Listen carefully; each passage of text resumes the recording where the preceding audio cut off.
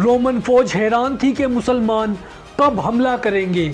सूरज ऊपर चढ़ने लगा, गर्मी बढ़ती गई, मगर मुसलमानों की सफ़ें वहीं खड़ी रही।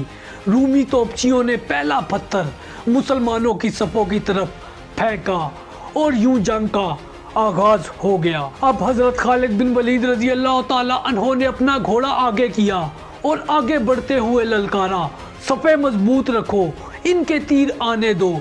पत्थर और तीरों की बारिश मुसलमानों पर शुरू हुई। मुसलमान ढाले जोड़कर एक दीवार बन गए। जैसे ही रूमी दस्ते फसीलों से उतरकर बाहर की तरफ बढ़े, हजरत खालिद बिन वलीद रजी अल्लाह ताला अन्हो ने बरक रफ्तार हुक्म दिया, अब बढ़ो, इनकी पहली सफ को तोड़ दो। हजरत जर्रार रजी अल्लाह ताला अन्हो ज़बरदस्त ललकार के साथ आगे बढ़े। धूल मैदान जंग में उड़ने लगी, तलवारें टकराने लगी और दमिश्क की सरजमीन ने पहली बार मुसलमानों की शमशीरों की चमक देखी। रूमी हैरान रह गए कि चंद लम्हा पहले खामोश रहने वाला लश्कर अब आंधी की तरह इनकी पहली सफ़ें रौंद रहा है।